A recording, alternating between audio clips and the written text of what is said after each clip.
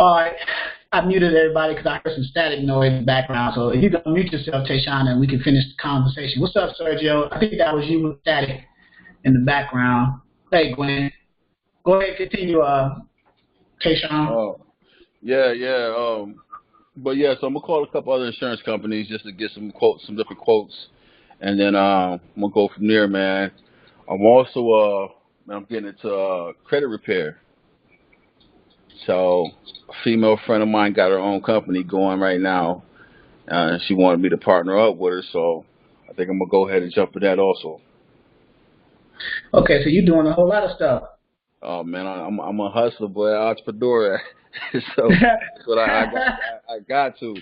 And you know what? So, I'm not working for nobody else, bro. Like I lied about since 2007, but I mean not 2007, 2017, all the way to about like the end of 2018. Man, I applied for over 200 jobs, and I ain't get not one. You understand what I'm saying? So after that, after I had this one gig, I was possibly gonna get working for the government over at in Philly. I think they ain't choose me for that, man. Once that happened, I said I ain't ever working for nobody else again. I ain't applying for no jobs. I'm working for myself from here on out. Yeah, there you go. So don't create your job. Don't Exactly. create one. So now create yours. For real. What up? Go ahead. So now what about the freight? The freight side. Are you still looking into that? Are you still doing this here, or are you getting the brokerage?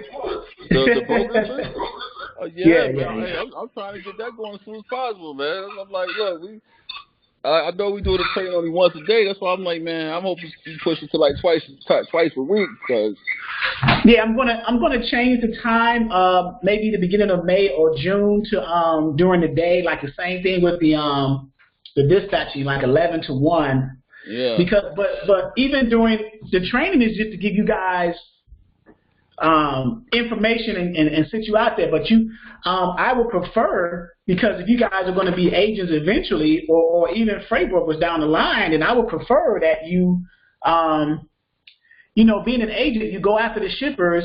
The most effective way, if you got local people in your area, then you go to those companies, locally, and speak to the shipping people, the logistics managers, the shipping managers, if you got local companies in your area, wherever area you're in.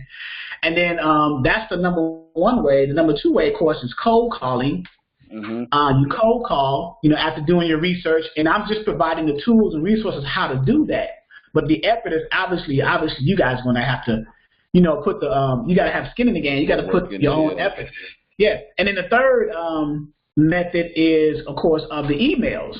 But I give techniques and strategies. Like I researched some local shipping companies in my area specifically, and then I just looked them up, called them, and then some of them I went to and visited, and then went from there. Hello, Felicia. Felicia's turning into one of my favorites. We had a long conversation about business and everything. Unmute yourself, Felicia. Hello. Hello. How's everybody? All right. Yeah, she has the entrepreneurial mindset too. Felicia is getting it. But what I was saying is, I think you joined in kind of a little bit late about our rehash. We're talking about the freight agenting side. Some of the techniques, because as a freight agent, your main duty and responsibility under the brokerage is to go after the customers, the shippers, and get them to say, hey, I'll add you to my freight list, or send me a packet, or fill out our packet, and to get, so your broker can get them approved and get set up under the brokerage. So the question is, well, how is that done? What are the ways to doing that? Some freight broker training will tell you, what to do, but how do you do that? How? So one method, the most effective method that I come across is obviously you you do research on companies that are local to you. Start off local. Start small, local, and then branch out to the areas, you know, outside of your locality if you can't find any good shippers there. And I'm speaking high level now. So start off local, go to those people, go to the gatekeeper, whoever the reception is, ask to speak to, you know, I want to speak to someone in charge of logistics or shipping. And they'll say, oh, yeah, that's Bob. Yeah, let me see if he's in. Or if he's not in, you know, connect to the voicemail or what. So that's physically going to the location. The next step, so that's number one, physically going to the location. Number two is, matter of fact, let's do this. Can you guys see my screen?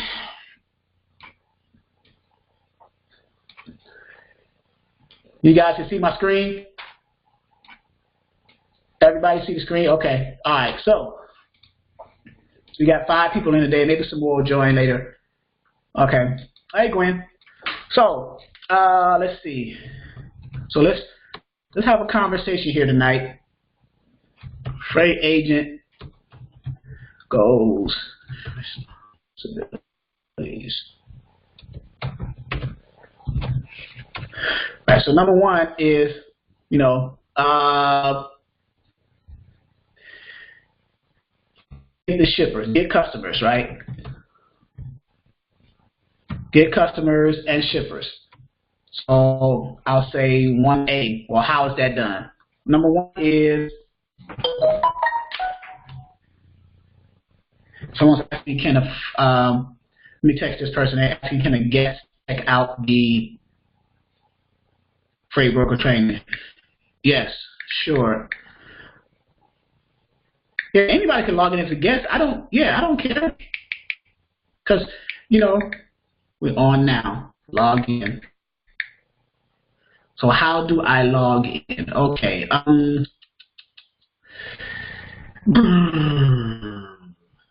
What is their email? What is your email? I'm going to go ahead and send this email out to this person. Because I thought it was on the website. Or logging in as a guest. Because I don't want to... I need to put a login on this side too. I revamped the dispatching side. I'm going to revamp the freight broker side too. But the freight broker is a little bit more self-explanatory. But anyway, so get the shippers or the customers who are your shippers as an agent. You're under the brokerage. So what's the number one way or one of the ways? The first way is, okay, so physically, if I can type it, right? Physically visiting local companies. So now the question becomes, what companies do I physically, locally visit? But then after you do your research, you do some of the tools and resources, you look up. And we got some in the back here. And everybody should have their logins for each section of the freight broker training side. All you guys who are members, I'm trying to remember myself. So I got a whole ton of different tools and resources back here. You know, contact shipper lists, different types of companies. Here's a directory here. How do I get shippers, cold calls, freight broker software, different containers. So what you do is different manufacturing companies. You can actually Google. Here's a good way. Let me show you a good way. Here's a good way. You Google the Chamber of Commerce for your particular area. So let me do mine and show you as an example.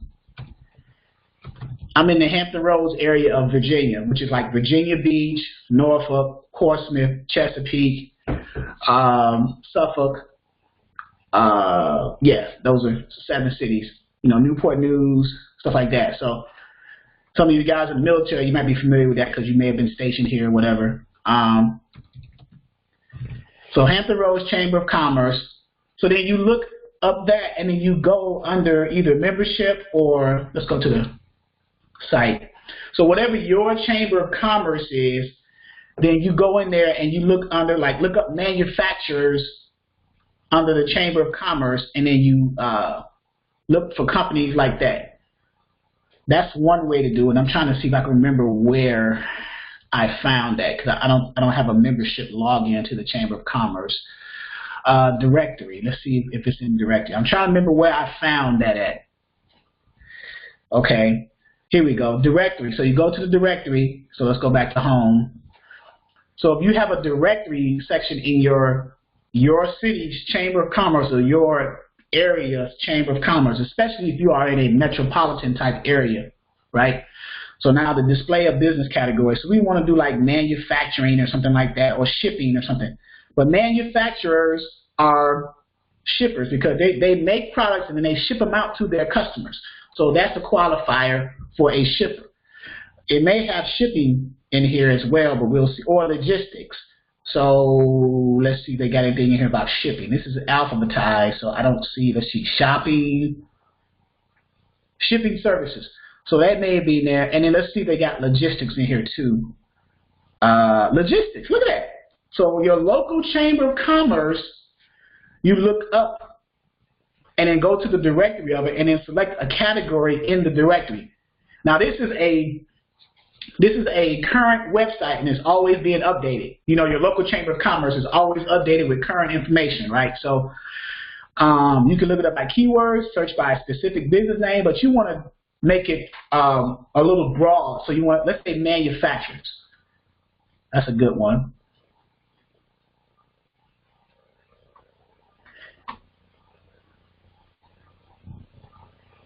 Manufacturers, right?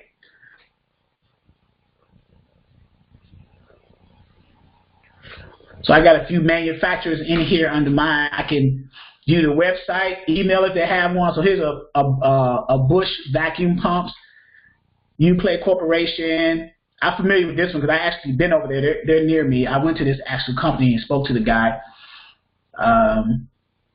This one's pretty big. But some of them got emails in here. So if I click on an email and see if they got an email, see if they open up an email. Okay, I see what it is. They want you to send them an email inquiry about what it is that you want from them. So maybe we just go to the website or go to more information. Okay, so under more information, here's a website, the business email. If I click that, it may open up to a business email. Okay, I'll close that. But here's information about them. So they are manufacturers, equipment rentals, sales, and service. So somebody's bringing their equipment to them, and then they're shipping it out to someone else. Those are manufacturers out. So you want to, when you deal with companies that you're trying to prospect your customers, don't ask them just about their outbound loads. Ask them also about their inbound loads, or who makes the products that you produce before you ship them out. Who brings the parts in for those products? So you sell yourself short if you just going after shippers just for outbound freight. What about the parts that are used to make that outbound freight? Where are those parts coming from? You know, they could be coming from different companies. Now you get information about those people because they are shipping those parts to this specific prospect that you're talking to now. So don't only ask about outbound freight, ask about inbound freight. You know, who's making the product or the parts, who's sending you your parts to make the products that you are shipping out to your customers. You see? So let's see, physical local companies, and then I will put ask about inbound. And I'm going to say this and send this to you guys as well, inbound as well as outbound freight. And do you guys understand what I mean by that? The inbound and the outbound freight. Do you guys want to more of a deeper explanation of what that means, or do you got that idea before I move to the next? Okay, you got it. Yeah, because if you are a big company, whether you're a manufacturer or a shipper, whatever you are shipping, if it's made from something, then parts would have been brought to you in order for you to build your product, your end product, to be shipped out. So where are those parts coming from? What different sources are they coming from to get to you in order for you to make your final product to ship out? That's what that means. So inbound, outbound. Inbound are all the parts and all the companies that ship you the parts. Outbound is the finished product and it's being shipped to the customer. So the prospect that you're talking to is shipping out the outbound finished product. But the inbound parts that were brought to them could be sourced from different areas. So that's what that means. Hey, Brandy. Okay, so physically visiting local companies, and in your local area, remember, Chamber of Commerce, different areas, we can go back and do shippers or logistics and see if we get let's go to logistics and see what happens under logistics. And see, that's just C.H. Robinson. That's a big, I didn't even realize they had one in my area. I'm going to go over there. C.H. Robinson. Jesus Christ, I didn't even realize they had a C.H. Robinson Worldwide in my area. I'm going to go see what they're about on Monday. I'm starting to get now, I'm like fearless now. I'm just going to these companies like the worst they can say is no. So I'm like, at this point, I'm fearless, so I don't even care. And I've been using job sites like Indeed.com and LinkedIn. Yeah, so I've been going on those.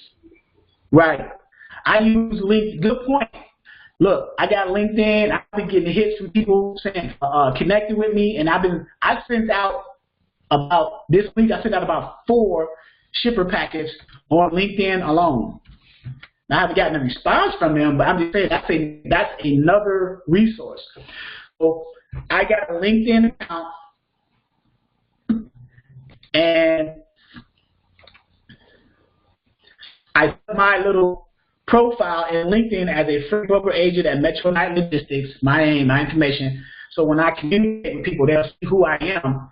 And then I've been connecting my network. I'm building my network up. I got like 4,000 people now.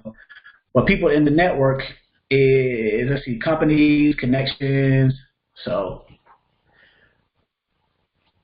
here we go.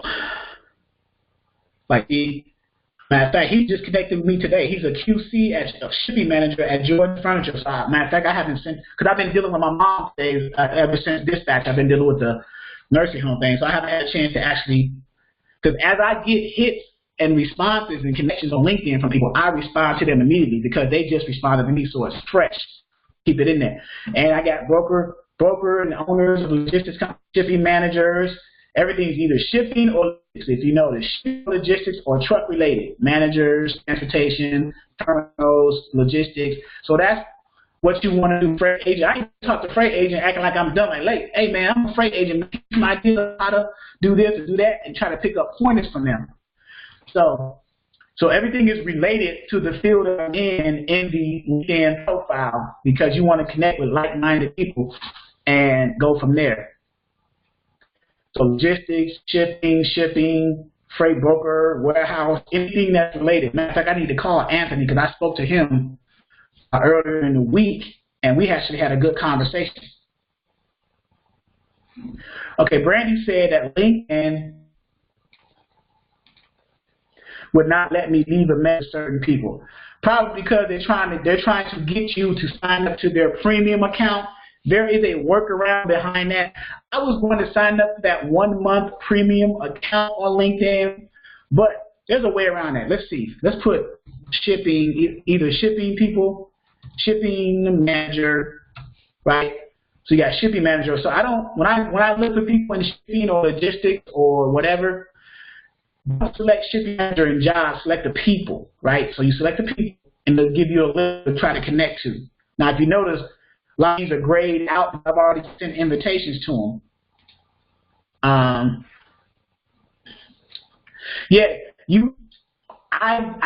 didn't pay for the premium. I was going to do the month for free, and then they was going to charge me for it. Let's click this for a second, this premium. And here, you want to go, get the premium and then explore the plan. Here's the premium plans and what they offer. So I don't want to do it in career because I'm not trying to look for a job in the industry. I will probably do it either in business or sales. I'm not trying to hire anyone. So either business plan or the sales plan. So you can contact the right people, promote and grow your business. You know, that's under the business side. Under the sales, find leads and accounts in your target market. So that's probably more ideal right there. So if you were to decide to get a premium edition of LinkedIn, the sales category would probably be the way to go. It's going to give you leads in the area of your target market, and ours is, of course, the transportation industry. So we select that plan, then it's going to show you how you want to do it. You would try it 1 month for free, but then after that, it's $64 a month, billed annually. So you figure, so they're going to bill you one time at $64.99 a month annually. So that's $780 for the year. So if you can pay all that up front, that's fine. Or if you can pay it 1 month. So no commitment for 1 month, cancel anytime. And, you know, sometimes I used to try these 1 month things, but then I would forget about it because you got to enter your credit card information. Then all of a sudden I see these charges on my card, right? Because I be doing so much. It's like, okay, well, dang, I forgot about that. So then I got to go in there and try to find where to cancel that. And it's so hard to find these places to cancel that in these sites. They make it so hard to find the cancellation area. So sometimes that's why I'm so reluctant sometimes to try these 1 month free things and then pay so much per month afterwards after you enter your credit card information. So I kind of found a workaround for that. So I was going to do that. I may still do that, do the 64 and do the one thing, and then open up my login to you guys so we can see how much leads we can generate on LinkedIn to see where it's at. But let's go back to just the generic LinkedIn one. And let me, and then people, because I got so many, I got like 4,000 people in here, so I'm starting to dwindle it down. So if any of my connections is not related to the business that I'm in or the industry I'm in, then I just go ahead and disconnect from them. But over time, I haven't had time to go through the whole thing. But anyway, you can put shipping manager, and then always not in jobs. Whatever category you type in, don't click in jobs. You're looking for people in the industry. You're not looking for that type of job. So always select either logistics management and people, transportation management and people, shipping manager in people category. So I select that, and as you notice, some of these I've already sent out invitations to. So here, Brandy was saying they wouldn't let her connect, right, Brandy? You said you wouldn't let them connect with the people, or leave a message. Okay, so pick a one that we can connect to, right here. And I don't, mind you now, I don't have the premium edition, right? So let me open up some of my LinkedIn messages that I would copy and paste under the freight brokering side, Freight Broker 101. I got a LinkedIn, here we go, my notes that I made. And it's several different notes, and I just grab one that makes sense at that time. So when I'm first connecting to somebody, I'll give them this script. Hey, Robert, glad you made it. Good to have you. So here go my LinkedIn invitation. And there's different variants of it. So it's like, here's an email. Here's the email body I sent out when I matter of fact, I need to change this because we got one across the board now from Kim. So this is I'm gonna put the new one in from Kim when I get a chance at that. You get promo. Okay. And then here's some of the possible subject lines. So here's some of the LinkedIn stuff that I usually send out. Blah, blah, blah. Thank you for connecting me. Good morning. Blah, blah, blah. Some stuff. Thank you. What do I need to do to get set up with you to move some of your freight? How do I get added to your list of freight shipment vendors? Thank you. What email do I send my shipper packet to? So that could be one. This is after you may have connected with that person. And then even after that, after you connect to them too, you let them know, thank them first. Thank you for connecting with me. My goal is to be added to your freight shipping list. What do I need to do to get set up with your company? Short and sweet. Here's the first one though. Good morning, Nate, or whoever the person is. Just want to connect with you to see if you provide some insight for a beginner level. Okay, this is something different.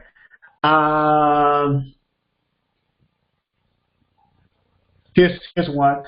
Hope your day is going well. I want to see what do I need to do to be added to your freight list. I'm going to say please, like I'm begging there. Let me take that out. Say that.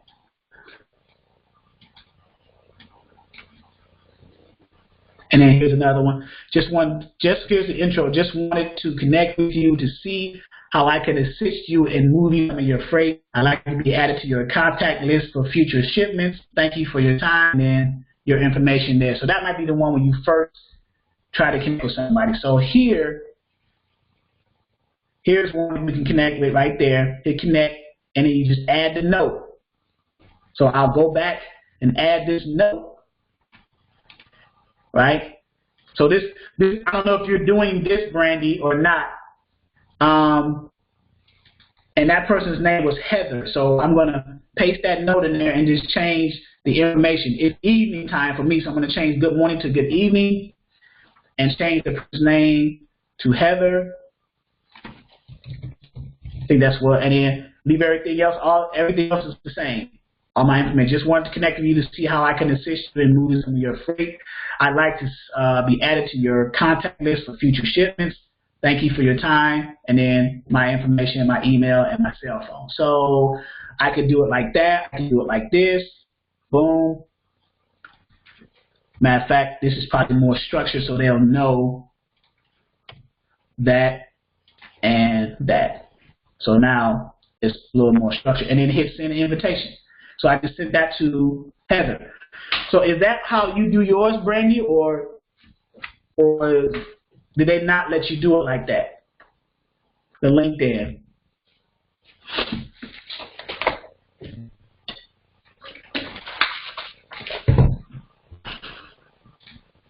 Brandy, you still there? Oh, she's still there. So it doesn't let you even when you logged in. So you did everything exactly. You logged into your regular LinkedIn account, did a search for like shipping manager, logistics manager, or transportation manager, or whatever way you did it, and it still didn't let you do that.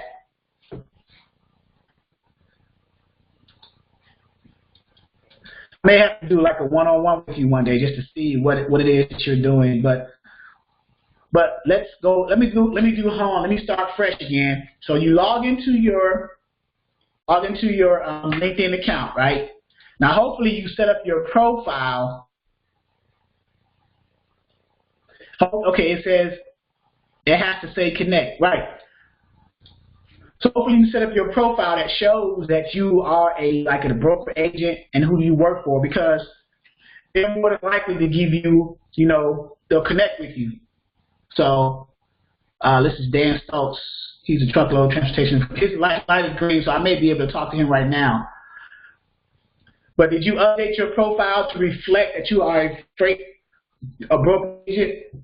Because when you're connecting with someone, they see your profile, who they're trying to connect to, and you're related to the field that they're in, then they'll be more likely to want to connect with you.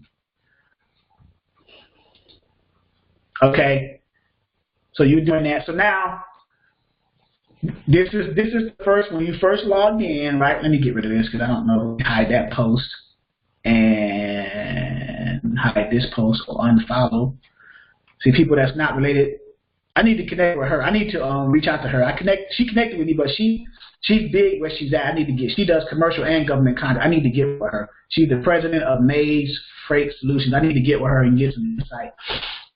She's doing it big. I got to find out where she's at. But when you first log in, you come to your home page, you do your search, like for shipping or logistics or whoever. Let's say logistics. Let's go logistics. Let's take the logistics route now. Logistics manager. Right, so now again, in jobs or in people, let's say people, we just changed the terminology from shipping manager to logistics manager. And it has to say connect, right? And I got some people local to me. Like this is my area, Norfolk, Norfolk, Norfolk, Norfolk. So you got plenty of people in your area to go after on LinkedIn, social media. So here's a connect. So you're saying something Brandy does not say connect.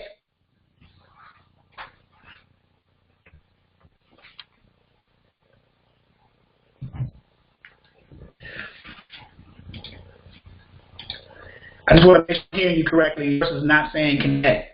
So let me mute you if I can. Most don't say that. So I'm curious to why yours don't say that. I unmuted you, Brandy. Can you? Okay, I'm not sure why it doesn't say that, but I'm thinking because you're connected to like 4,000 people, and I'm only connected to like maybe 50, 60, so I don't know if that could be. Okay, well what I can do is if you can send me a private message with your login information, I can log into your LinkedIn account now and we can see. Okay. If you're comfortable with that. Yeah. Like let me private. Somebody at the door? Yes, I can be. Okay, hold on 1 second. Okay, hold on 1 second, Charles. I gotta get this. Okay.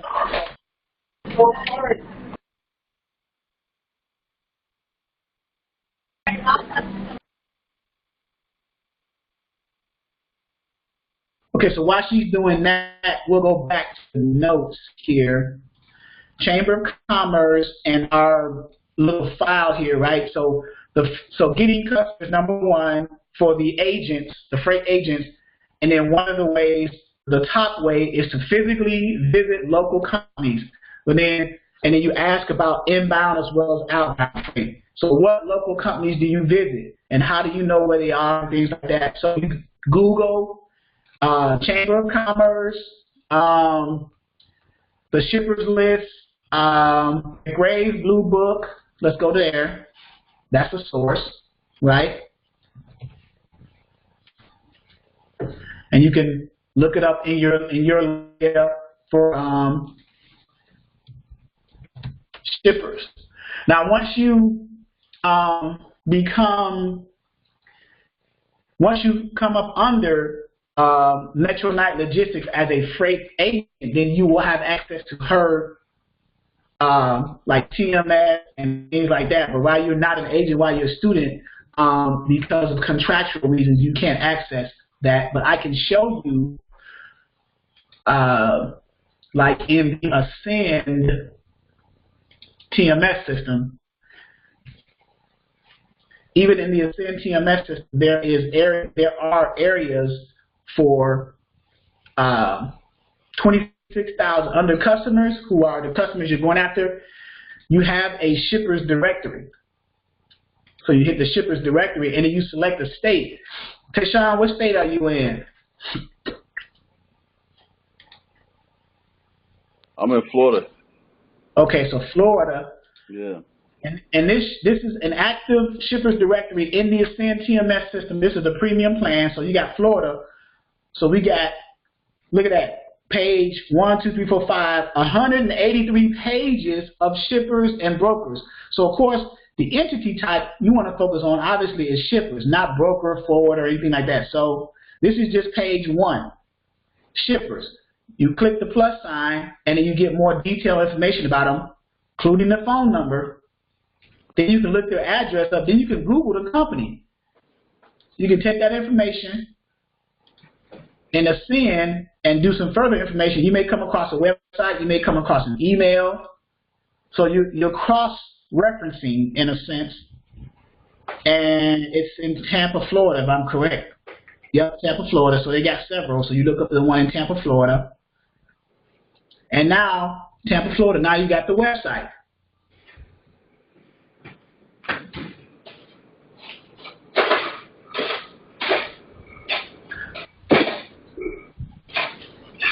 So now you go there.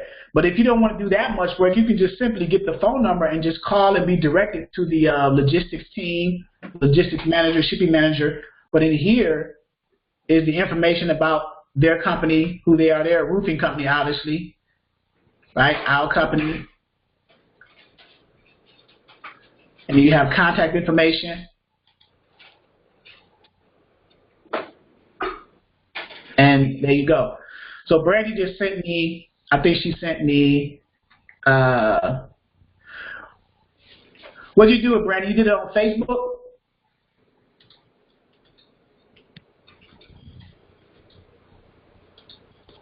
Okay. So she inboxed me the information on Facebook, so I'll look at it on my phone. Okay, I got it. I'll look at it on my phone and put it in and go from there. Somebody's saying,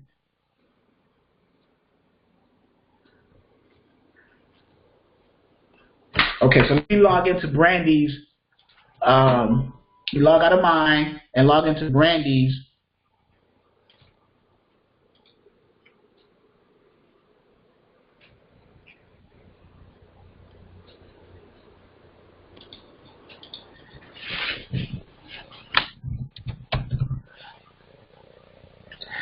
And see what she is seeing.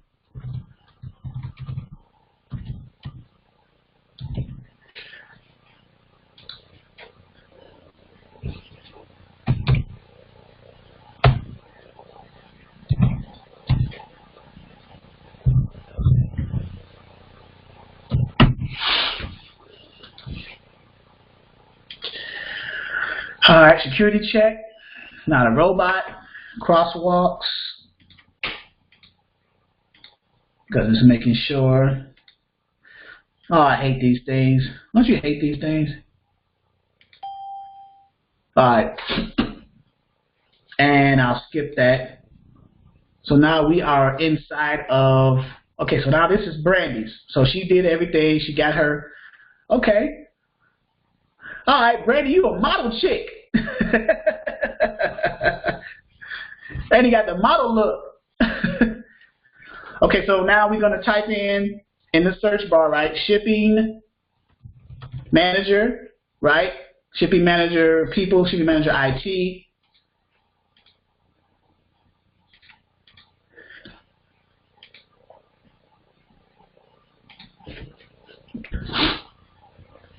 Okay, yours is not saying shipping manager receiver, and you got the same account type I got. So let's do.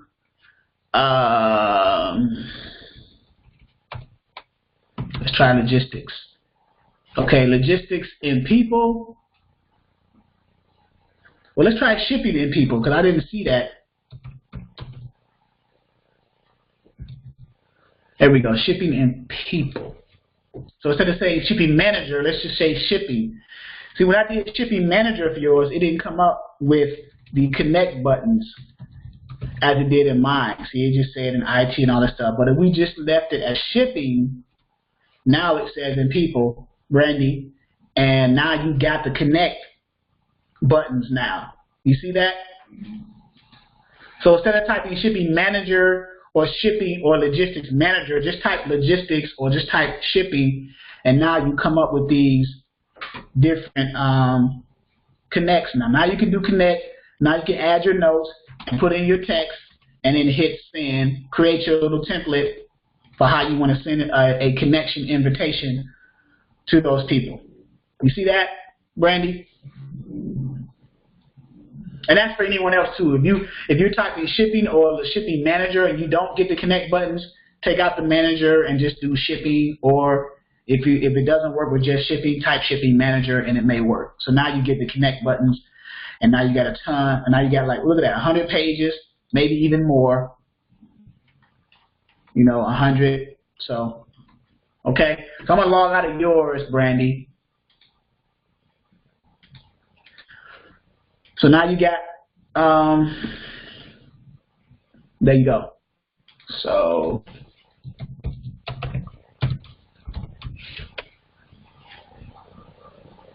okay. So back to the sheet here. So the first one is, okay, physically visiting the places. That's number one. Of course, number two is the cold calling, right?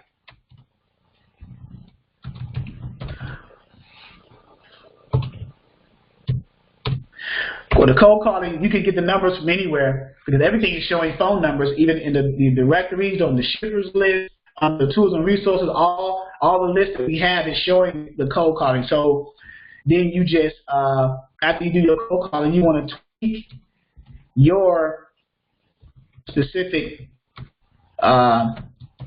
script, right? So you have a certain way that you want to present how you want to ask to be added to the freight list or added to if you need help with moving freight or things like that, or however you want to do your script based off of how you train or whatever however you say it. So whatever method you use that you feel is most effective for you, then how can I help you move your freight? How do I get set up, or what do I need to do? Because you want to provide a service for them. They have a need, so you want to supply that need. You want to fill in that gap. So what do I need to do? Matter of fact, as opposed to me saying it,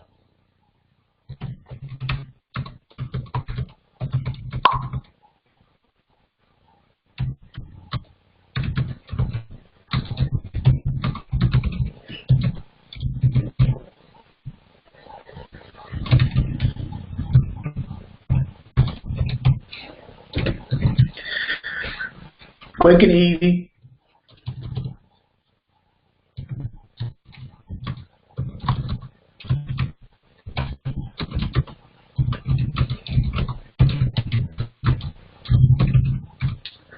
Freight or loads, however you want to word it. Right. These are just short scripts. You can tweak it and expand or contract the sentences however you feel. But the general question is asked. What do I need to do to get added to your freight ship list, or how do I get set up with you to move loads or freight, or how do you want to do it?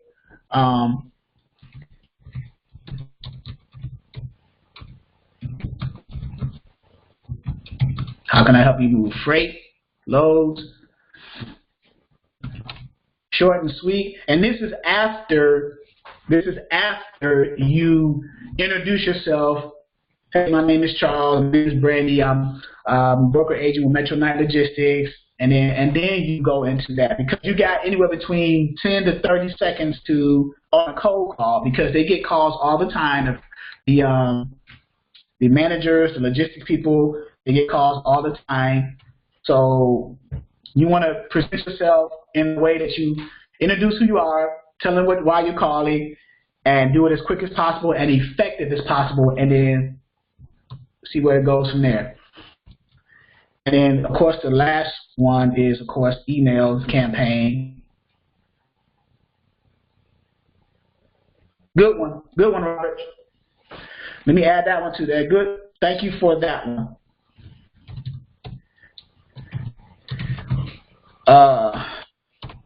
Robert said,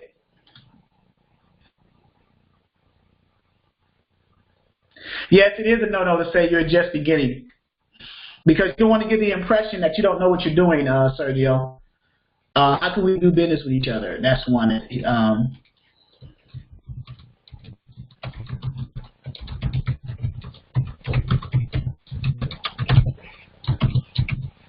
There you go. And then, of course, your email campaign, you tweak that as well. I think I got one here, an email campaign somewhere in here. But it just gives this is more of a promotional thing. I was doing a promotion, because with shipping managers or freight people who shipping out the you're trying to get business from, they want these questions answered. Are you going to pick my freight? Are you going to pick my stuff up on time? Are you going to deliver it on time? And are you going to be available when I call on you and when I need you? So those are the questions that shippers are usually trying to get answered. They may not ask you those questions directly, but while you're pitching to them, they're listening for clues and symbols and signs in your statement. Answering those questions. Are you going to pick it up on time? You can say, yeah, we on it. We pick up on time. We have a 100% safety rating, whatever, however you want to approach that. But their questions in the back of their minds is, I need my freight picked up on time because I have customers. This is the shipper now. I have customers who I need to get my freight to. This can be a $500,000 freight, $1 million freight that's on this truck. So are you going to pick this up on time, get it to my customers on time, and am I going to be able to call on you when I need you? So let's see, the email campaigns can be similar to the cold call scripts. You just expound on the verbiage, okay? If you guys follow that. So the emails, you just expound a little bit more on the verbiage because it's in email form so they can read a little bit longer, okay? But so getting the customers and the shippers is the main goal of the freight agents while they are under the brokerage. And even if they break apart and form their own brokerage. This is actually the number one thing. You got to get your shippers, right? And then, of course, then you get your carriers.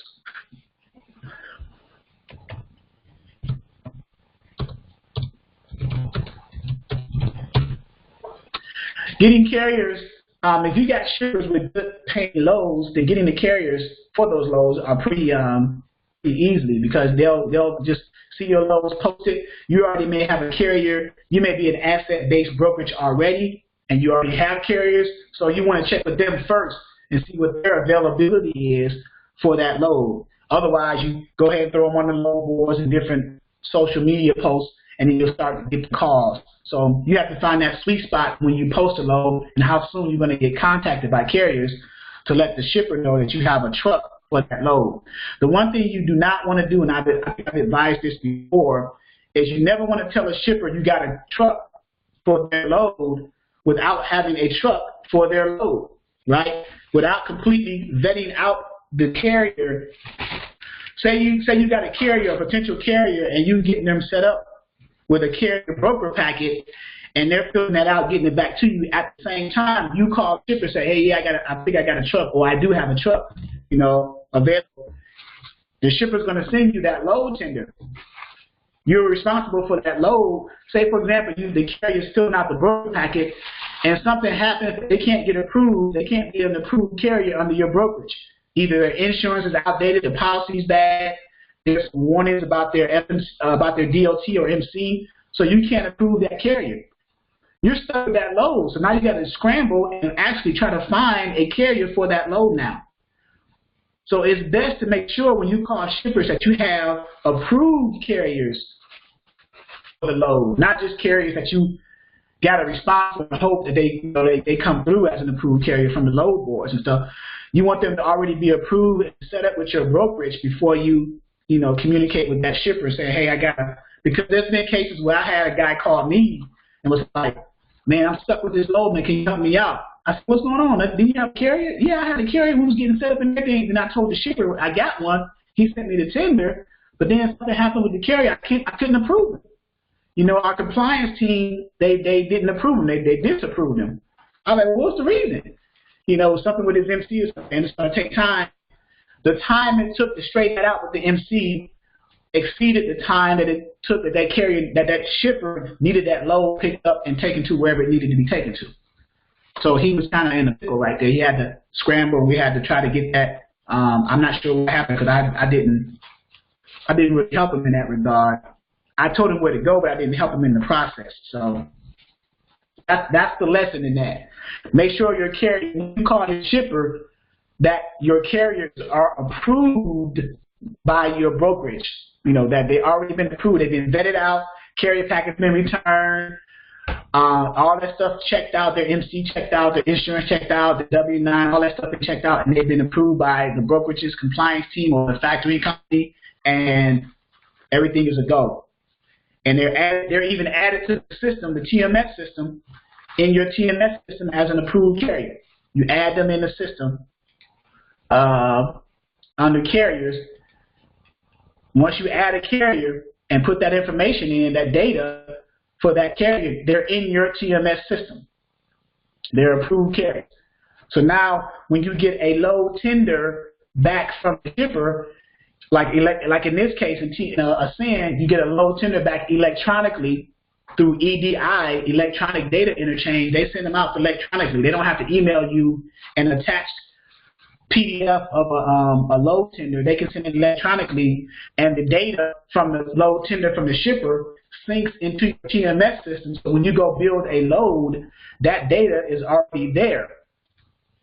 You go build a load, the EDI, the tender data is already there.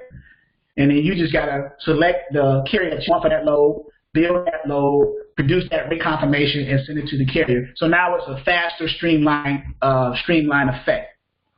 So it makes it quicker. So when all the data is in there correctly, it makes it quicker. So that's cool. But for you guys right now,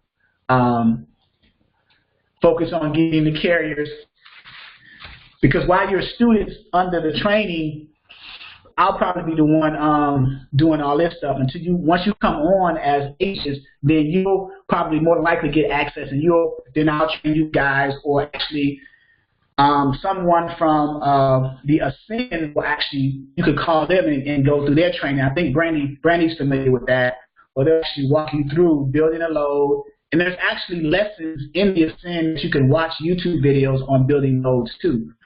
You learn that. It's not a hard process. It's just you got to know what it is. You got to know how to navigate whatever TMS or transportation management system that you're going to eventually be using to load tender from the shipper, build the load in the system, add carrier that you're going to book that load for, produce the rate confirmation, and send the carrier for signature, and then that load is booked. So that's the process.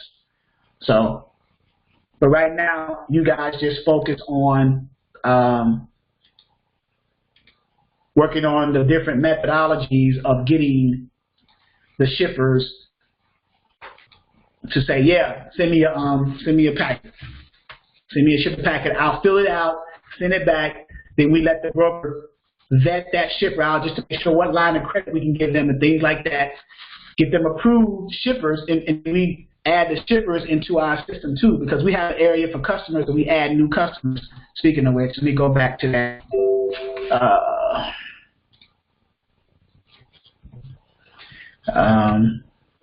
Go back to Ascend, the login.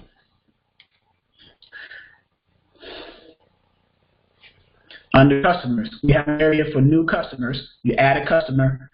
So, and this is the shipper. You add their data, their name, their billing address, their extension, the person you're going to be dealing with, the contact person, their information, any notes and things, and then you save that customer. So now they're in the system. So when you add them, now you got, now they're in. I'm going to take this one out. We have, like for example, we got Stark Forest Products. This is an actual customer of ours. This is just this is what's called sandbox data. You know, when you are in the computer industry and you're doing development and production and all that stuff, you have a development phase, and you put data in that development phase to play with. That's called sandbox data. This is sandbox data. So, but they are a real client of Metro Knife, Stark Forest Products. But this is where you enter the information in and go from there. Okay? And I can show you that they are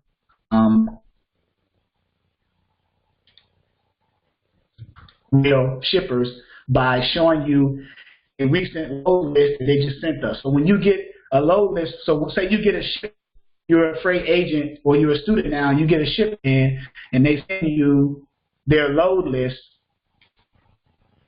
I'm going to show you the load list that we just got we got it today for Monday, which is the 8th, right? And I printed it out.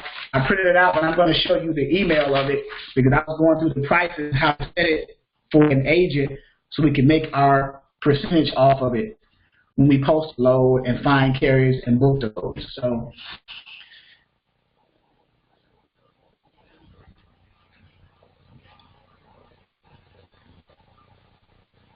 here we go right here. They just sent it. They sent it today at 2 o'clock.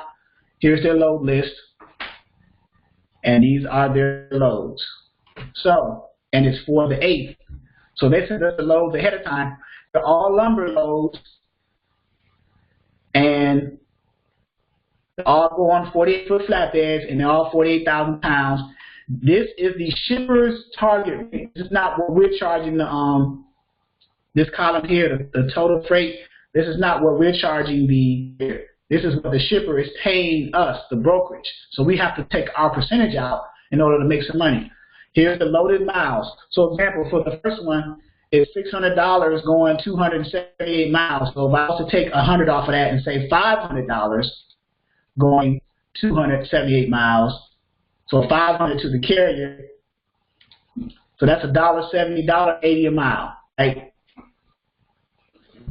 So that may not be a good load to try to post up. What about the second one?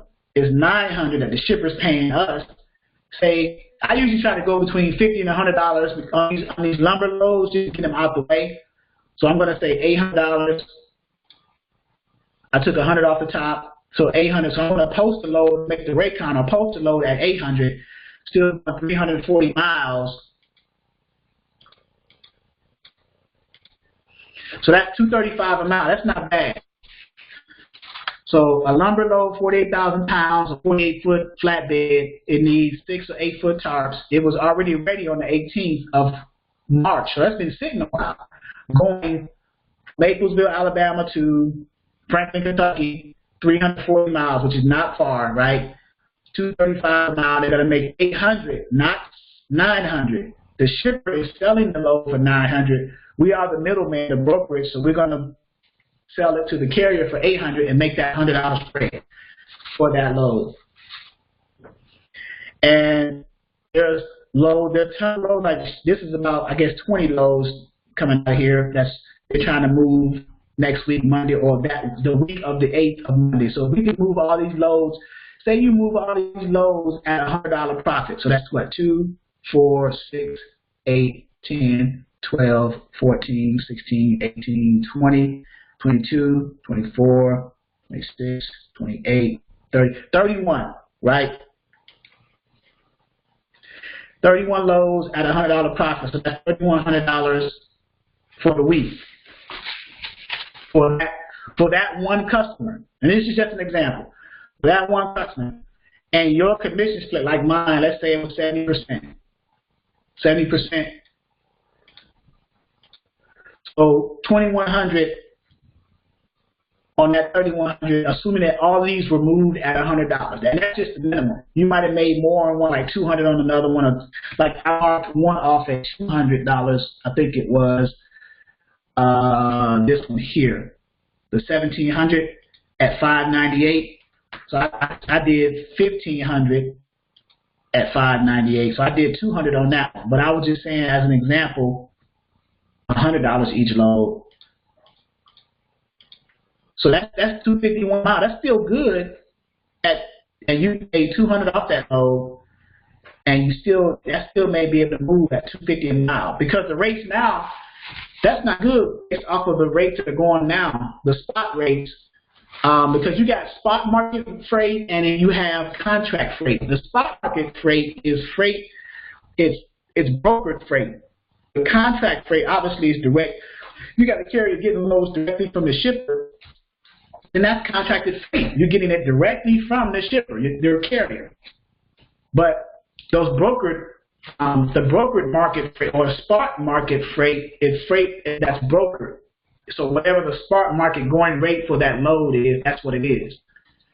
So while the loads are being lowballed right now, on the dispatching side, let's switch to the dispatching side a little bit. You may want to focus your carriers on more contracted freight where they deal directly with shippers.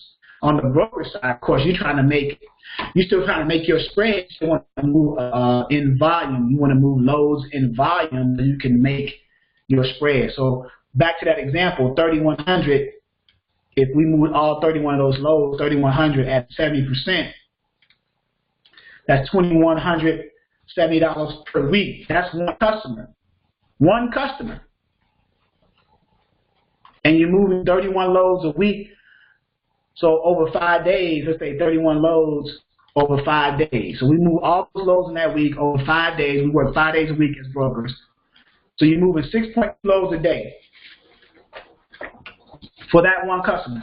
Say you got 3 customers that you're doing that for. 3 steady customers that provide you at least 30 loads or 31 loads. So 3,100 times 3. So that's 9,300, and you get, let's say you get 70% on your side. So that's 6,500 a week. For 3 customers, you're moving 31 loads per customer. That's 3 customers. Now imagine the big boy brokerages. They got, I'm sure they like the Coyotes, the TQL, they got hundreds of shippers. That's why they got a team moving hundreds of loads. So, but that's the game, guys. And you, of course, you're competing with other brokers, you know, because I'm sure Stark Forest, you're not exclusive to them. I'm sure they send their email list out to tons of brokers, and you're just competing. So, any questions about that?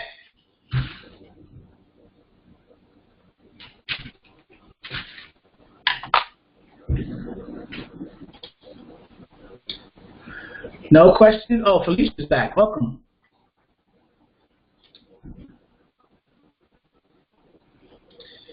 All right, so no questions about that. So now, so the first part, get the customers and then get the carriers on the freight agent side, right? Okay, your connection. All right.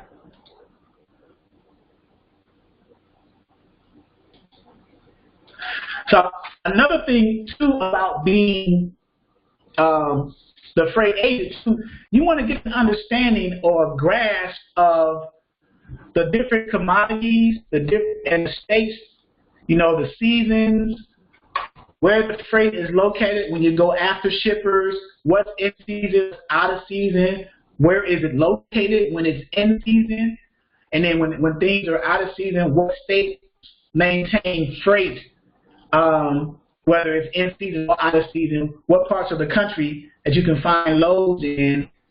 So let's go to our map,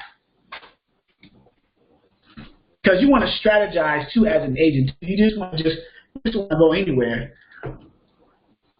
And then also too, people say the easiest entry point is to have the flatbeds first, and then the dry vans, and then the reefers. The reefers are sometimes more of a headache because you're dealing with the reefer unit itself in addition to the diesel in the truck. The flatbed is pretty simple to do because you just put it on there with a forklift, you're on your way. The vans and the reefers, you got to deal with going to security gates, going to loading docks, waiting all day and all that stuff. So, so now you just ask yourself as an agent, okay, well, what areas of the country do I want to target? Where is freight coming out consistently at? You know, so like you figure the Midwest is moving pretty good.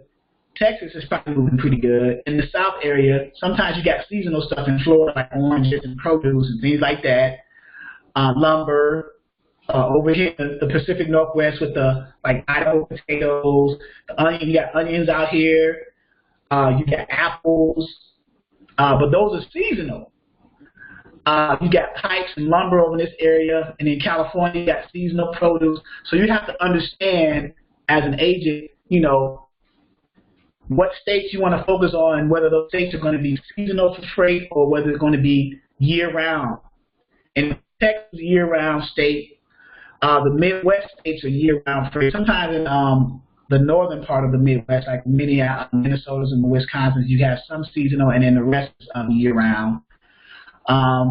Northeast and things like that, and then Virginia down through Georgia, those are year-round type stuff. So you have to understand how that works too before you target certain shippers. Of course, you want to start in your specific locale first. Your local, start small and local. Start with the mom and pops, and then the small to mid-sized companies. Mom and pops being like the shippers, you know, they still have customers, and they pay pretty well too, like the Arkansas, the Oklahomas, the mom and pops in those areas, the Georgias, Alabama. Mom and pop meaning that their annual gross revenue is like $1 million or less. That's what I mean by mom and pops. And then the small to mid-sized companies, the annual gross revenue for those companies is between $5 and $10 million. So you don't want to go after the big boys starting out. I mean, in other words, I don't recommend it. I'll say that. You can, and you may luck up. But if you go in there, you go to a gunfight without bullets, you know, you're going to get killed. So that's what I mean. Don't go after the big boys if you're not prepared. How do you get prepared? You get prepared by dealing with the smaller companies, the mom and pops, getting that experience, building your book of business, and then scaling that, growing that out. You know, you've gotten experience working with mom and pops. You understand the process, the workflow, actually dealing with shippers and what they need, because all shippers need is to move their products to their customers. All any company needs, a shipping company needs, is to move their products to their customers. The small ones do it on a smaller scale. The larger ones do it on a larger scale. So as a freight agent just starting off, you would rather have the task of handling moving freight for smaller companies first to get that experience, to get the process down to it's like riding a bike, and then you move to the medium size and then the larger companies. So if we get like Metro Night, for example, if we get 5 good shippers with good paying freights for whatever equipment type, cents per mile, dry van, flatbed, or reefer. If we get 5 good shippers, we can stay busy for a long time because each of the agents could be handling moving freight. You can specialize in certain types of move freight and just keep yourself busy. If you get 5 good shippers, so now the thing is getting those shippers. You know, what are the criteria for the good shippers? You know, where they're located, what their freight is, how they move, what lanes they run in. That's another thing too, what lanes they're going to move in. So, of course, start off local. Again, start off local, and if you can, if you are not shy, if you are not afraid, if you don't have a level of fear, physically visit the places. Physically visit the DCs or the shipping companies. I promise you, they'd rather see your face, shake your hand, and have a conversation with you as opposed to getting a phone call. Also, I forgot to mention. They do have, through the Chamber of Commerce and the business section in your area, they have these association meetings for like transportation industry, shipping industry, logistics, things like that. If you could go to some of them and just show your face, shake hands with the people, start talking to them, establish a connection there as well. Let them know who you are. I'm a freight agent. I see you in logistics. Maybe I can get on your freight list and move some of your loads for you. What are you having trouble with? Now you just ask an open-ended question, right? So a question opens the mind, a statement closes the mind. Right? You ask a question, you open your mind, you start to think now, right? So, you know, there you go. Any questions? Exactly, Robert, good point. Chamber of Commerce, Brandy, you look those up. You can Google like membership associations, local Chamber of Commerce, local business organizations in your area. I'm gonna go ahead and try that right now. Yeah, good point, Robert. When you go anywhere, you don't want to go empty-handed. Whether you got ink pens, your shipper packets, flyers, business cards, you don't want to go empty-handed, and you go to visit local businesses to try to promote who you are and what you do. You know, business cards, an ink pen, they'll remember you. Ink pen with the name of the brokerage, Metro Night Logistics or whatever. So, yeah. Oh, is this the, you know, I just remember who you are, Robert. Is this the Robert I had a conversation? I was in my barbershop, and you're the one I had a conversation with about being part of the brokerage and moving loads with the shippers and all that stuff, right? Is this the same Robert that I was on the phone with the other day?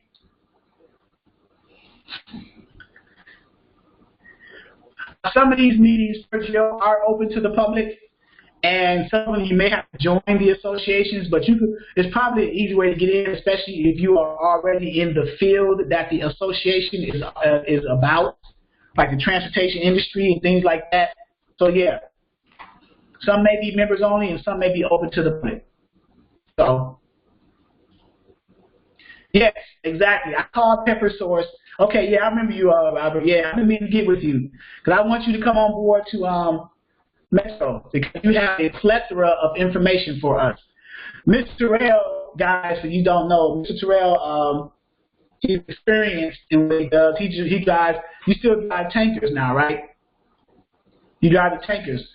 But you've been through the process of booking loads and moving freight and things like that. So I'm trying to tug you back into the dark side. Come on back over to the dark side. So yes. Yeah, Mr. Terrell moved freight before, so he understands the process. So I'll say this too, just because I don't know everything, and if there's anything that you can share, Mr. Terrell, that I may or may not include it in what I'm saying, by all means, add your input, because I'm the type of person that I want all of us to have the same level of understanding and grow together. So just put it out there for you. And I don't know how often you will be attending the Friday evenings trainings, but I'm going to move the time to, I think, Tuesday, Thursdays, for the same time that I have dispatcher training 11 to 1, Monday, Wednesday, Friday, I'll have the freight broker Tuesday, Thursdays, because I want to get in the practice of actually calling shippers during the daytime that they're open, right? To get that experience, even get that rejection and how to handle that, because you're going to hear a lot of no's before you hear, matter of fact, I haven't heard a lot of no's. What I've heard is when I call shippers, they'll either say, go to this website and register, and then I will have to say to my broker, because part of registering on the website is you got to provide the personal information that only the broker knows. In other cases, they'll say, send me your packet, or let me send you our information to fill out. And then some of them will say, well, we're not dealing with brokers right now. Then I'll ask, when will you think you'll be ready to start brokering loads? Well, our season picks back up in June. So I'll make a note of that. And then you can better believe in June, I will be calling them. So, yeah. So persistence pays. So, but call. The worst you can hear is no. That's the worst. They're not going to be like, well, I'm going to come in your house and kill you and your dog and your third wife and nothing like that. No. They say, no, we don't deal with brokers. We're not ready to deal with brokers now. We don't deal with brokers. Or we have our own trucks. We have our own assets. We do our own transporting. And you say, okay, thank you. And you end the conversation. Next, move on to the next.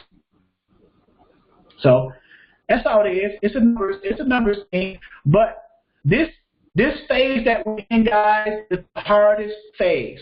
Once you get the shipper, good shipper, and get those loads, now you got to focus on moving the loads, making the phone calls. All that stuff will be done.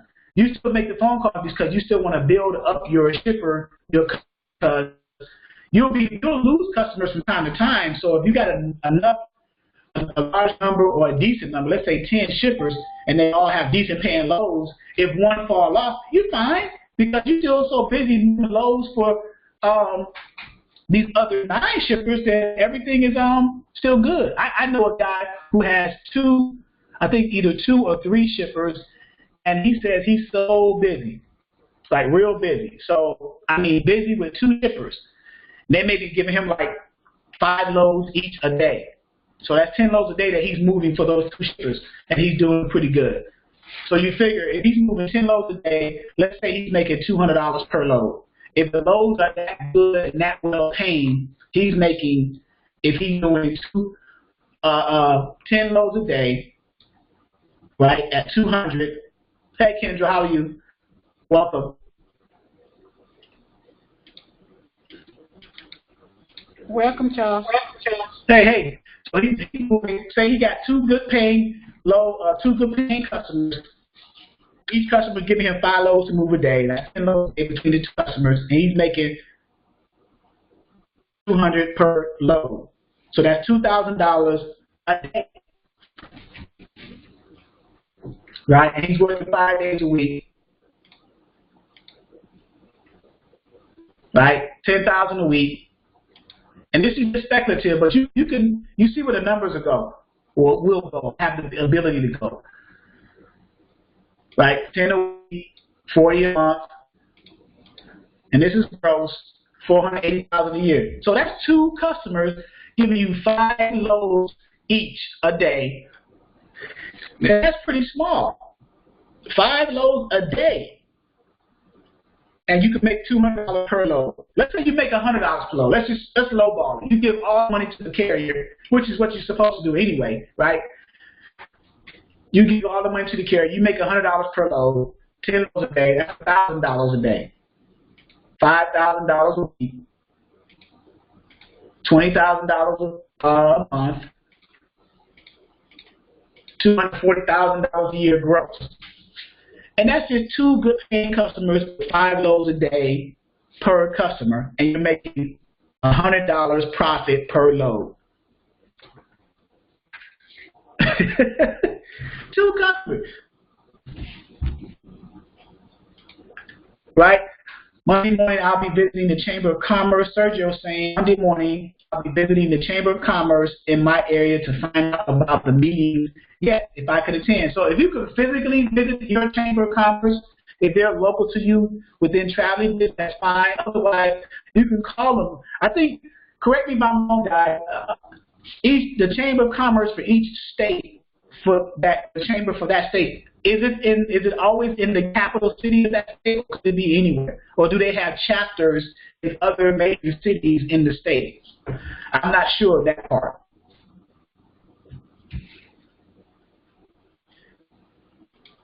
So whether they're in the capitals of those capital cities of those states or in major cities, like me, for example, I'm in Virginia. The capital in Virginia is Richmond. I'm not near Richmond. I'm in the Norfolk area, right? I'm right here. This is where I'm at, Virginia Beach. So I can look out and see the Atlantic Ocean, right?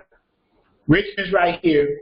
So I wonder if there's probably a Chamber of Commerce in different major cities in the states. So Sergio says he's, okay, yeah, so Robert knows chapters and city townships. Okay, so they do have different chapters. So if you can get to one, then you could either physically go there and inquire about membership or association meetings in the transportation industry, in the logistics industry, in the shipping freight industry, and they'll give you information whether it's an open to the public meeting or if it's a membership joint type of thing. In either case, if you get in, try to attend one of those. Now, somebody told me that they're pretty boring, but after the meetings, start, when they have the little snacks in the back kind of thing and the mingling thing, go start going, shaking hands, introduce yourself who you are, and ask them, well, how can I get involved with you guys and help you guys move loads? And, you're physically showing your face now, putting yourself out there. You'll be amazed at what happens. Be amazed. So, but good luck, Sergio. I wish you well. That you do, I wish you well that you do get your, get locked in. So, okay. Any, here we go, module 1. I think this is customers. Yeah. Okay. Any questions? We've been on here for a minute.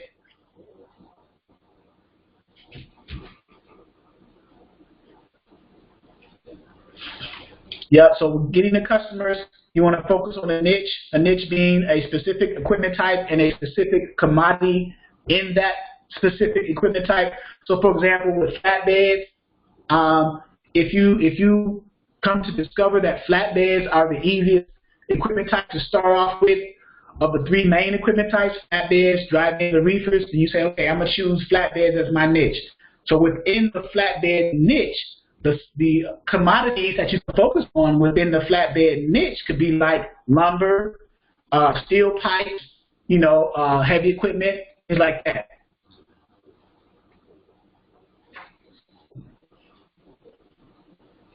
Yeah, companies that are building their businesses have to register with the local chamber for business. There you go.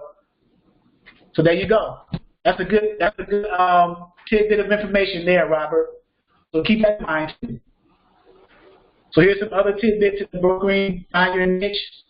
Certain target a specific, start off with a specific equipment type, and then specific commodities within that equipment type. Like for example, flatbed again, and then lumber and steel.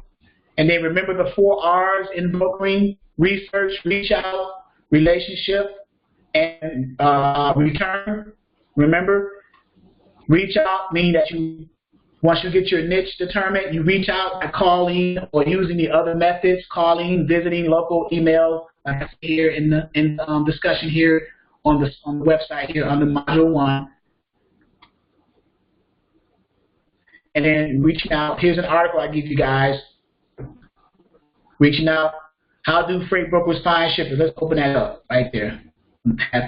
So you research the company, get as much information as you can because you want to go in loaded. If you happen to get a hold of someone on the phone, you want to have enough information about the company that the person on the other end say, oh yeah, he knows what he's talking about. He knows about us. You know. Yeah, I see you guys, you ship lumber with flatbeds and your lanes are X to Y or Y to Z. You know, how can I help you with that? So if you have that mindset, you already know about the company. When you pick up the phone or when the person on the other end answers the line and say, hello, how can I help you? And you go give them the information. So here's an article, how to find shippers. Freight brokers find shippers. Let me give this to you guys right here to have a quick reference. Even though it's on the platform here, I'll just give it to you here.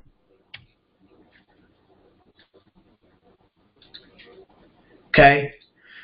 So once you reach out by whatever means that you reach out under, whether it's cold call, local visits, or emails, whichever methodology that you use, you've already researched them. You have knowledge of the company, so you have your ammunition going in. Now you've reached out to them, right? And here's a sample shipper agreement, broker shipper agreement, what it looks like, a shipper packet. Now you build a relationship. How do you build a relationship? By moving their loads. You know, they'll give you a test run. They may give you 2 to 3 loads a day or 2 to 3 loads a week just to see how you move the loads. So as you build that relationship, now you're going to get return business. By moving more, they may increment that. They may increase it. Okay, you've moved 2 to 3 loads a week. Let's give you 2 to 3 loads a day. You've successfully moved 2 to 3 loads a week. So now I'm going to say, okay, you've proven yourself, so now I'm going to give you more volume. And that's how it works. So educate yourself about the company, build a relationship, you know, go from there. Okay? Any questions to this point? I kind of got an idea that I think we know what we need to do. It's just actually doing it. And then once we get to shippers, then we're going to progress into the point, okay, now we got shippers. Now we're on their list. They've been approved shippers. Now we got to focus on moving their loads. You know, posting the loads on the load boards, getting the calls from the carriers interested in the loads. Say, hey, I looked at the carrier call. Say, hey, I see that load going from Houston, Texas for a flatbed going to Oklahoma City, Oklahoma. That load still out there? Now you're talking to the carrier now. So you check and say, yeah, I got the load's still available, and now you go to the still on the carrier side. Yep, it's definitely time to start calling shippers, yes. Either calling them, and that's just one method, Tayshawn. Remember the number one method, obviously, you got local companies that you could go to and go inside and, like I did this, I'll tell you what I did 2 weeks ago. I bought a dozen of glazed, right off the thing, hot glazed Krispy Kreme donuts. And I walked into the facility and asked to speak to the person, I think, what did I say? Person in charge of shipping. I think his name was Ralphie, like that comedian Ralphie May.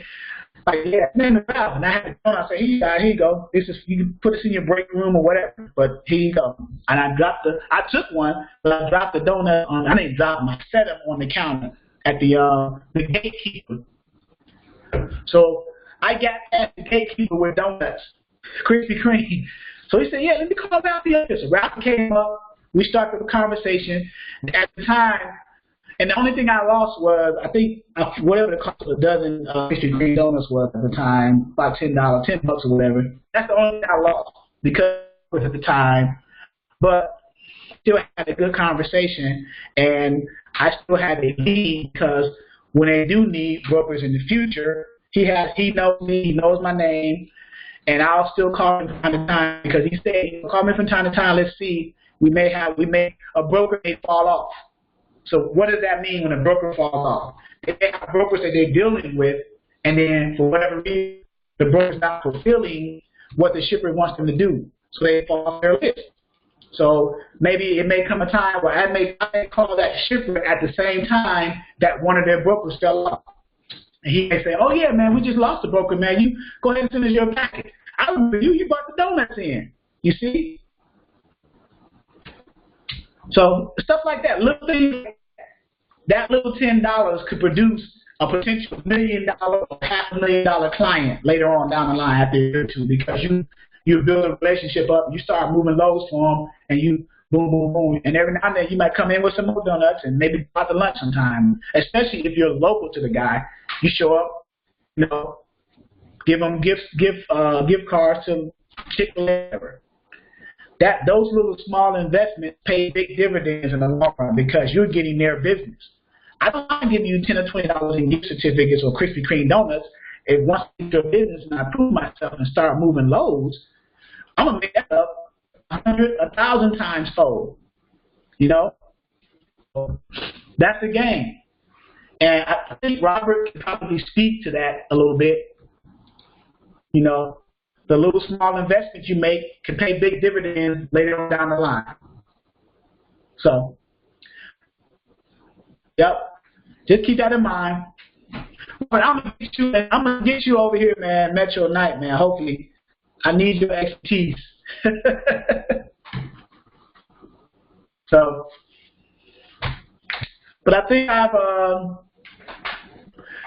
talked to you guys to death. If there aren't any questions, we can open up the Q&A for the next half an hour.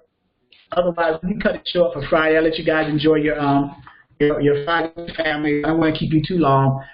I just want to go over some basic stuff a little bit. And once we switch to the times that we can call shippers, now we can start hearing and getting experiences with how that conversation goes, and then provide a little bit more motivation for those who are still at the point where they're not ready to call shippers. If you hear me talk to them or someone else, you know, then we can go from there. And I just got my recording equipment in too. I'm probably going to start recording me actually physically going to, like on the dispatching side, me physically going to truck stops and recording, to trucking companies and recording. And then on the broker side, me going to, of course, after their consent, I'll talk to the people and say, well, can I, you know, I'm glad that you've gotten the shipper packet, thing like that, but can I record it on my thing and then go from there? Yep, Randy said I called many and half you have to leave message. Yep. I left message with a few of them, and two guys called me back. And they both were okay. They had enough brokers and they were set, and they said they'll be ready to consider other brokers in the fourth quarter. You know, the year's divided in quarters in the business industry. Every 3 months, 3 times 12, 3 times 4 is 12. So you got 4 quarters. A quarter is 3 months. So the last quarter is October, November, and December. So they said they're ready to look at brokers in the last quarter. So I'll call them around the 1st of October. So, all right. Any questions, comments, or concerns?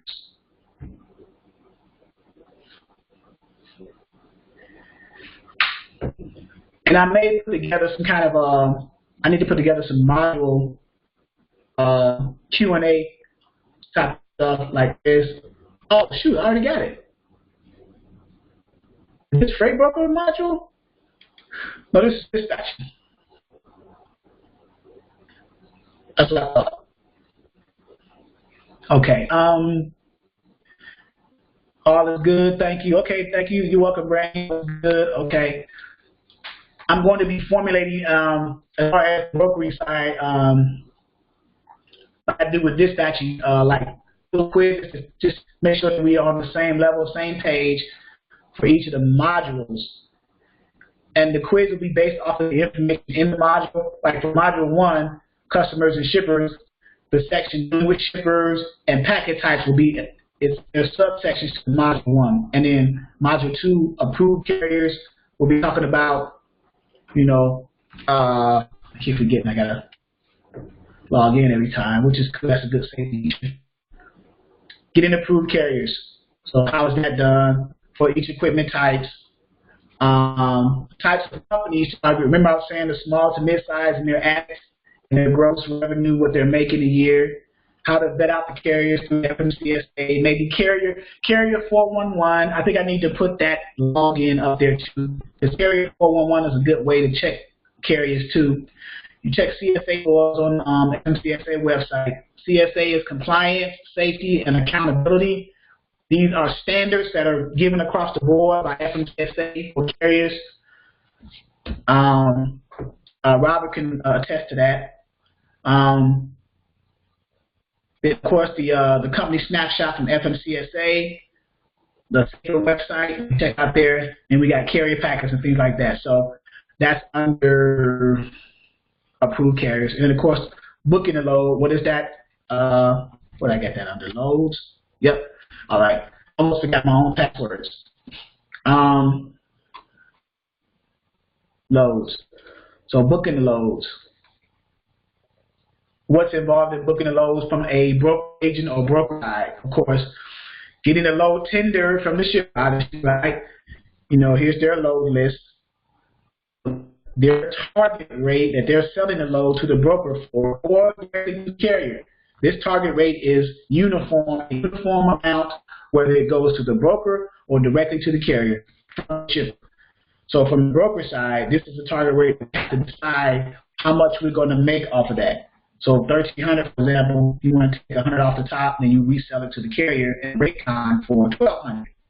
There's your. So when you get the BOL back from the carrier and they deliver, then the BOL is for the broker side is also a proof of delivery because you're going to invoice the shipper for the 13, right? And then you pay the carrier 12, and you keep the change, which is 100. That's how it works. And you do that. You funnel all that through. Of course, brokers are going to funnel that through their factoring company and make it quick. So. And then all the information in here. There's a lot of content that you can go over, and some of it is a refresher for you guys. Some of it you may say, "Oh, I didn't know that." So, post loads.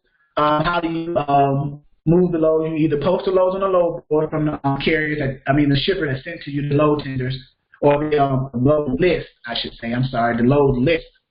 And you either post those loads, or if you already got contracted carriers that you got approved in your brokers, you contact them directly and say, we got some loads, I'm checking your availability to see if you got any trucks available in the areas of these loads. If you go through all your approved carriers and your truck companies and they don't have any trucks, then of course you still post the loads on the load board because you may get a call from someone who's looking at that load and may show some interest.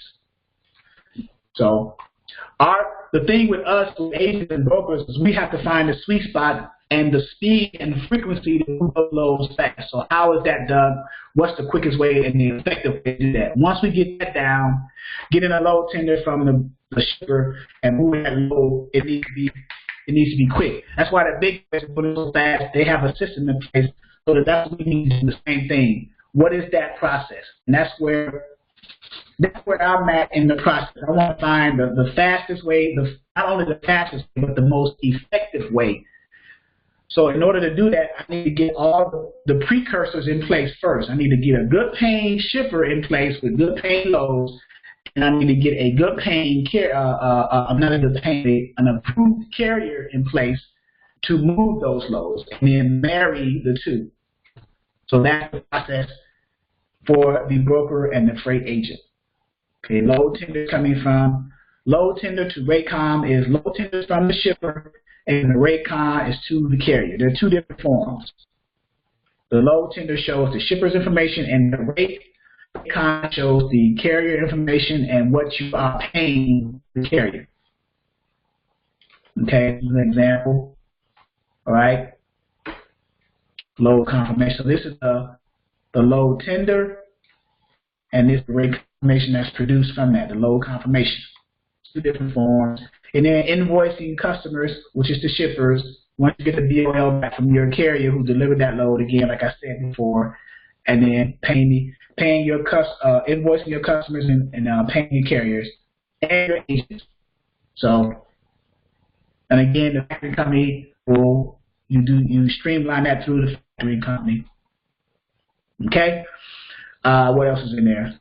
You need a workflow of that, TMS systems. Tools and resources, you got plenty of tools and resources, right? Plenty of shippers, different commodities like potatoes, food. This is a good director right here, Tal Toa. Someone. Yes, is the truck rate report helpful in finding lanes and shippers? It is. Depends on how you look at it. And depending on which truck rate report, where are you sourcing your truck rate report from? If you don't mind me asking, where are you sourcing yours from? Okay, USDA. That's a good one. Government. Yeah. Because now you get to see the lanes for whatever commodities, and then you can base that, and you can get information from that. So yeah, I thought I had a USDA in somewhere. I could have sworn I had it. Let's see, I got Tal.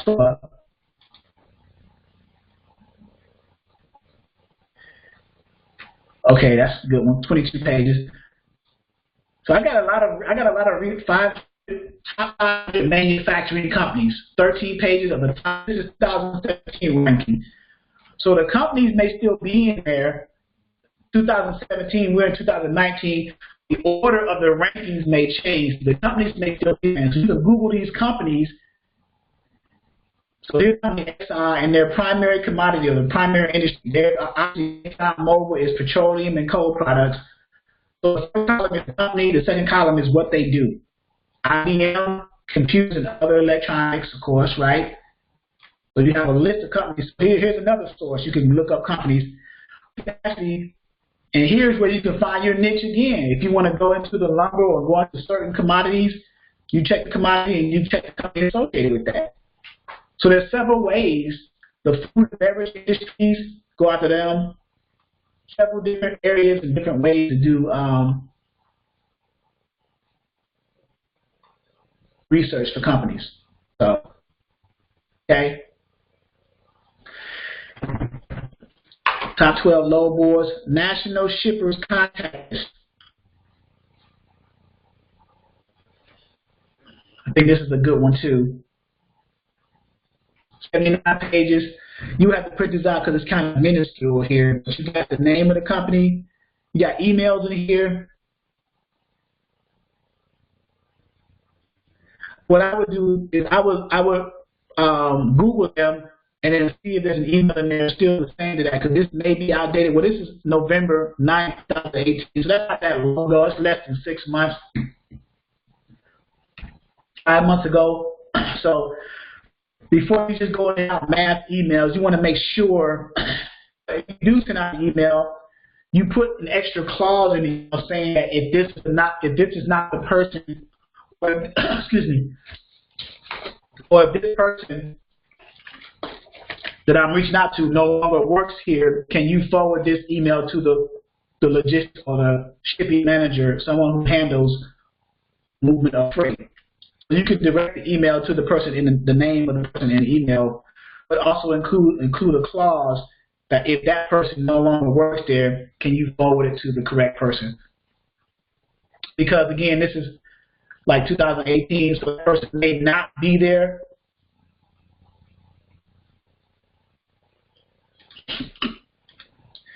Let's see, do you have a section in your contracts, broker, and carrier, stating soliciting by carrier is not allowed in 12 months. It's in there. I got to get with the broker. It's in there, but I don't think it's 12 months. I'm not sure how long it is, but it is there, Robert. It's like a non-complete, non-disclosed kind of thing. And I think that's standard, although it's well, I don't want to say it's pretty standard. I think it should be pretty standard because it protects the broker from carriers. What is that word I'm using? Wandering off the farm, so to speak. So if you're under a brokerage and you go to you deliver or pick up from a shipper and deliver to a receiver, who's to prevent the carrier from just going up to the shipper or receiver and saying directly, hey, even though I delivered this with the broker, I can pick this up, just directly with you, and we don't have to deal with the broker. So they're trying to circumvent, the broker. So yeah. So with the contract broker carrier agreement, it's in there, but I'm not sure if it's 12 months. I need to double check that and get back with you on that one, Robert. I'll ask you a question. It is, and it should be, and it's a protection measure, a protecting measurement that should be used for brokers. You'd be surprised how many brokers do not have that in their package, their broker carrier agreements. Let's see. Broker customers build the relationships. Yep. You can read it yourself, guys. There's a lot of resources in here. So, any other questions? I meant to say I was going to cut this short so you guys can enjoy your evenings. I know it's Friday evenings, So, okay. We all good, fellas? No questions? Of course, of course, as usual, I'm reachable. Here you go. I always put my information. So if you want to table something until later, you give me a call or email. And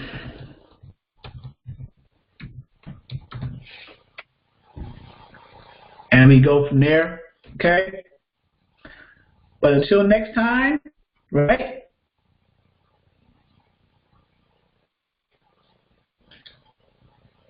You are welcome. I hope that you guys got some more information.